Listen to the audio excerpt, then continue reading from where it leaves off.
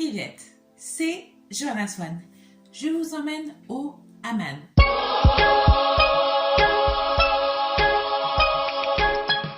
Alors, j'ai testé un hammam, il était topissime. Alors, on a commencé déjà par les bains turcs. Donc, les bains turcs consistent un petit peu à se mouiller, à se laver un petit peu avec de l'eau, juste avant de rentrer dans la salle de bain de vapeur.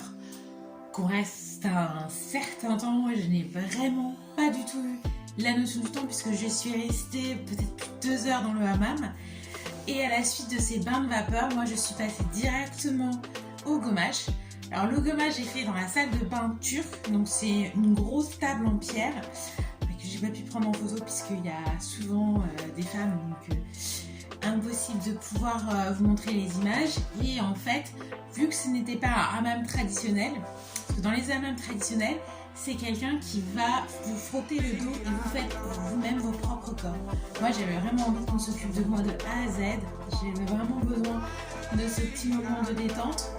Donc, j'ai une nana qui m'a bien frotté. J'ai vu des peloches de crasse sur mon corps. Je me suis sentie hyper sale.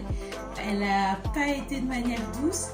Et c'était génial, j'ai vraiment aimé cette expérience où elle a bien frotté partout jusqu'aux pieds.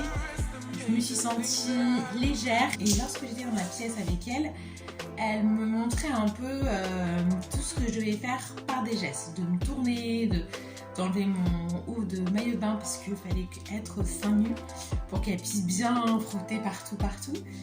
Donc il faut être un petit peu à l'aise d'exposer son corps pour qu'elle puisse en fait faire son travail.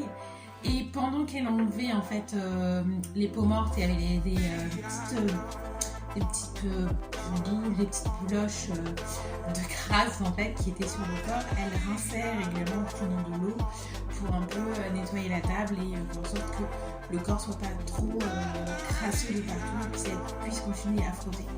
Donc elle fait ça sur le dos, sur le ventre, elle nous demande de nous asseoir, elle fait bien la main, elle fait bien les pieds. Et en fait, j'ai dû acheter des gants là-bas parce qu'il y a 2 types de gants. Il y a des gants de gommage qui marchent avec du savon, il y en a qui sont faits que pour de l'eau. Donc moi j'en avais un fait qui avait que de l'eau, il n'y avait pas de savon ni rien. En sortant du gommage, je suis passée à la douche, j'ai pu me laver le corps. Puis je suis passée au sauna. Alors le sauna, ça m'a fait vraiment plaisir. On avait un timer qu'on a plus ou moins respecté, c'était vraiment sec, mais ça nous a fait du bien. Et par la suite on est passé au jacuzzi avec les jets et ça c'était vraiment le pur bonheur. Et moi j'ai terminé avec un massage de 10 minutes, mais c'était 10 minutes algériennes, donc c'était pas 10 minutes top chrono. Et je regrette juste de ne pas être restée en 45 minutes. Voilà, j'avais la possibilité de faire un massage de 10 minutes ou 45 minutes et j'ai regretté.